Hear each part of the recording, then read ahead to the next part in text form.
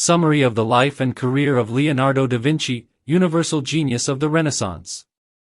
Chapter 1, Childhood and Family, 1452 to 1466. Leonardo di Ser Piero da Vinci was born on April 15, 1452, in the small village of Vinci, Tuscany, as the illegitimate son of notary Piero da Vinci and Caterina di Mio Lippi. He was baptized the next day at the Santa Croce parish, marking the start of an extraordinary life. Information about Leonardo's early years is scarce, leading to debates among historians about where he lived, possibly in Anciano or Campo Zeppi with his mother before moving to his grandfather Antonio da Vinci's house, as recorded in a 1457 tax document. The traditional view sees Caterina as a peasant, but some scholars, like Martin Kemp, suggest she may have been an educated woman or of more complex social status, adding mystery to Leonardo's origins. His mother remarried a farmer, leaving Leonardo to be raised by his father's family. He was particularly close to his uncle, Francesco da Vinci, who encouraged the boy's natural curiosity. Piero's relatively affluent family taught Leonardo only reading, writing, and basic mathematics, likely recognizing his exceptional artistic talent. Early sketches of the Tuscan landscape, from green hills to the Arno River, reveal his keen observation. A memory recorded in the Codex Atlanticus describes a kite swooping down when he was in his cradle, which he saw as a fateful omen. The rural environment nurtured Leonardo's imagination, with wanderings through fields and forests sparking a passion for exploring nature. Early observations of the natural world, from river flows to rock structures, shaped his later scientific pursuits, particularly in geology and hydraulics. Lacking formal education, he learned through observation, a trait that defined his multifaceted genius career. His curiosity and creativity in childhood laid the foundation for his monumental contributions to art and science. Chapter 2, Apprenticeship and Early Career, 1466 to 1472. Around age 14, in the mid-1460s, Leonardo became a garzone at Andrea del Verrocchio's workshop in Florence, a cultural hub of the Renaissance.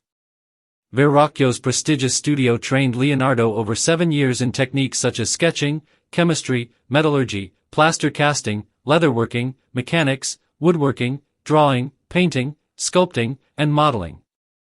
Verrocchio greatly influenced Leonardo, teaching him the sfumato technique, a painting method creating smooth color transitions, giving an illusion of depth and natural light, which became a hallmark of his style. He interacted with artists like Sandro Botticelli, Domenico Ghirlandaio, and Pietro Perugino, learning from creative rivalry. Leonardo's talent soon surpassed others. A story by Giorgio Vasari claims he painted an angel in the baptism of Christ with such finesse that Verrocchio vowed never to paint again, though the story's authenticity is debated, possibly a legend to glorify Leonardo. In 1472, at age 20, Leonardo became a master in the Guild of St. Luke, marking his professional independence.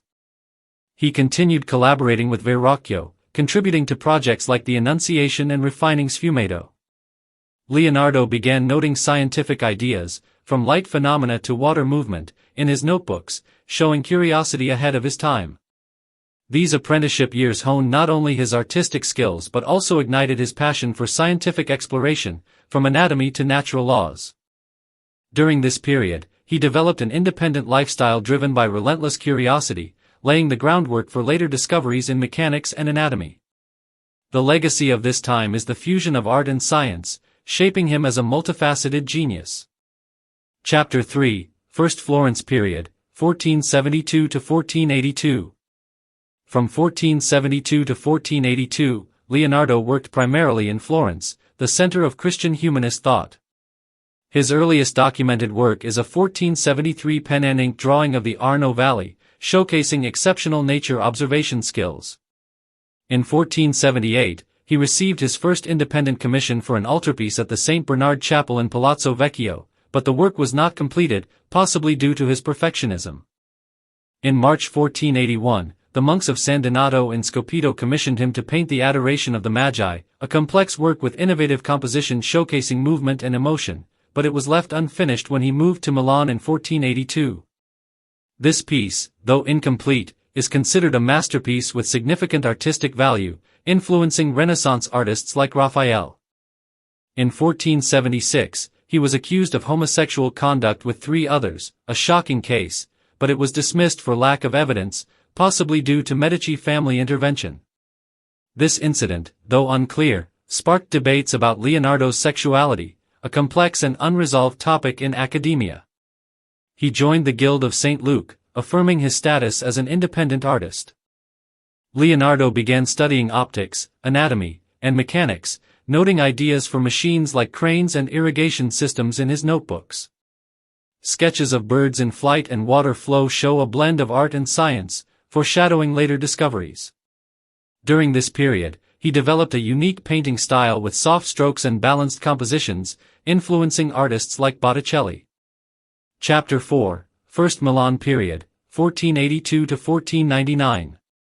In 1482, Leonardo moved to Milan, working for Ludovico Sforza, Duke of Milan, where he unleashed his multifaceted talents. He was commissioned to paint Virgin of the Rocks and The Last Supper, 2 masterpieces defining the pinnacle of Renaissance painting. The Last Supper, painted on the wall of Santa Maria del Grazie convent, showcases refined composition and character emotion but deteriorated quickly due to Leonardo's experimental oil technique. In spring 1485, he traveled to Hungary on Sforza's behalf to meet King Matthias Corvinus, commissioned to paint a Madonna.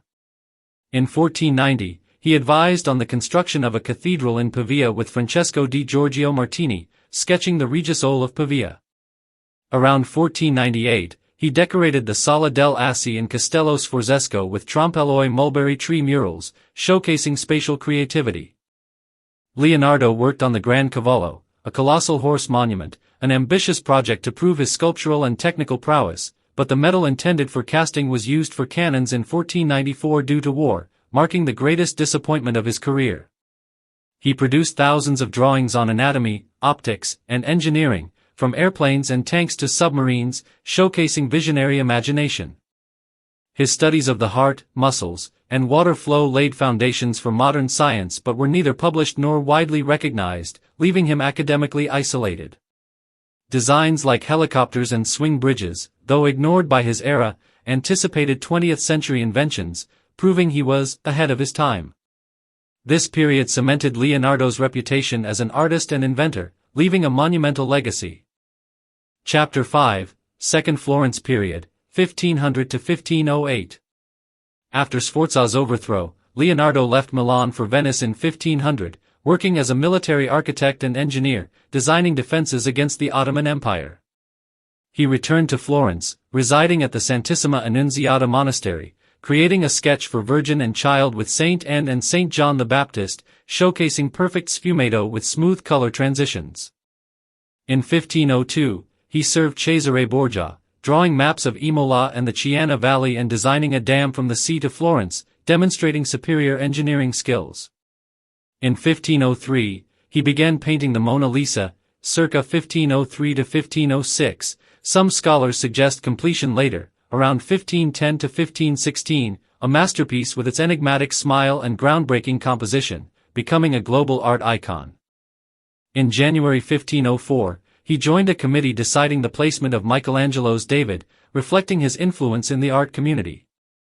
From 1503 to 1505, he designed the fresco The Battle of Anghiari, a counterpart to Michelangelo's David, symbolizing Renaissance rivalry, but it remained unfinished due to a failed oil technique experiment. He drew the Vitruvian Man, circa 1490, but refined in this period, illustrating ideal body proportions, becoming an icon of harmony between geometry and anatomy. Leonardo deepened his studies in anatomy, hydraulics, and mechanics, noting ideas for weaving machines, portable bridges, and canal systems, anticipating modern inventions. He also painted Portrait of Ginevra de' Benci, a striking portrait with refined light and emotion. The legacy of this period is the perfect blend of art and science, with the Mona Lisa and Vitruvian Man profoundly influencing art and humanist thought. Chapter 6, Second Milan Period, 1508 to 1513. Leonardo returned to Milan in 1508, living in Porto Orientale, Santa Babila parish. In 1506, he was summoned by Charles II d'Amboise, taking Francesco Melzi as a student. Melzi was not only a pupil but a close companion, playing a key role in preserving and disseminating Leonardo's works and notebooks later. He worked on a horse statue for d'Amboise and was free to pursue scientific research. In 1507, after his father's death in 1504, he settled a property dispute with his siblings, asserting his inheritance rights, showing personal resolve. In 1512, he planned a horse monument for John Giacomo Trivulzio, but it was cancelled due to the French invasion. He spent a few months in 1513 at the Medici's Vaprio di Attavilla, continuing his research.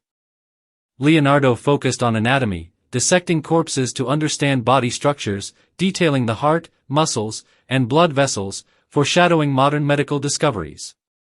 He sketched engineering ideas, from weaving machines and portable bridges to irrigation systems, reflecting a visionary outlook. Notebooks like the Codex Leicester contain studies on water, astronomy, and geology, influencing later science. Designs like tanks and helicopters, though ignored by his era, proved he was ahead of his time, but academically isolated. He also painted La Belle Ferronnière, a portrait showcasing his mastery of light and expression. This period reinforced Leonardo's reputation as an inventor, leaving an invaluable scientific and artistic legacy. Chapter 7, Final Years, Rome and France, 1513 to 1519. In September 1513, Leonardo moved to Rome, residing in the Belvedere courtyard of the Apostolic Palace, receiving a 33-ducat monthly stipend. He faced fierce competition from younger artists like Raphael and Michelangelo, favored by Pope Leo X, limiting his creative freedom and leaving him feeling underappreciated. He decorated a lizard with mercury and was commissioned for a project, but it was cancelled due to issues with oil paint development. He studied botany in the Vatican Gardens, dissected corpses to refine his anatomical research, detailing muscles and bones, laying foundations for modern medicine. In 1516, he moved to France to serve King Francis I, who admired him as an intellectual icon, often discussing art, science, and philosophy, treating him as a close friend. Francis I provided Clos-Luce near Château d'Amboise for his residence. Leonardo drew plans for the Romorantin town and crafted a mechanical lion, showcasing his engineering prowess. Despite paralysis in his right hand from 1517, he continued sketching and guiding students, especially Melzi. He painted Saint John the Baptist, circa 1513 to 1516, completion date debated, his final work with ethereal light and profound emotion.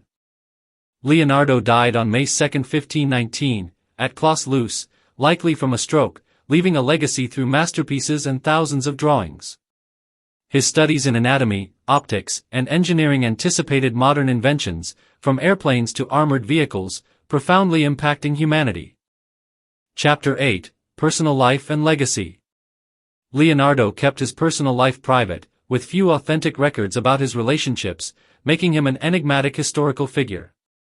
Giorgio Vasari described him as having remarkable physical beauty and infinite grace.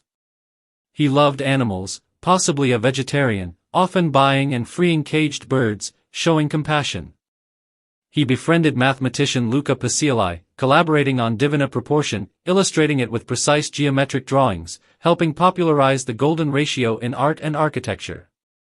Romantically, he was rumored to be homosexual, accused in 1476 but acquitted for lack of evidence.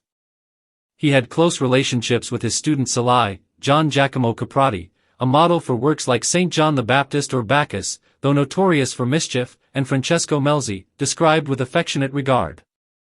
Leonardo's legacy spans the Mona Lisa, The Last Supper, Vitruvian Man, St. John the Baptist, La Belle Ferronnière, and Portrait of Ginevra da Vinci, influencing Renaissance and modern art. His notebooks, Codex Atlanticus, Codex Leicester, contain studies on anatomy, optics, engineering, and astronomy, from airplanes and submarines to the heart, anticipating modern science. In architecture, he proposed urban planning and public works. In engineering, he addressed hydraulics and transportation. In anatomy, his drawings influenced medicine.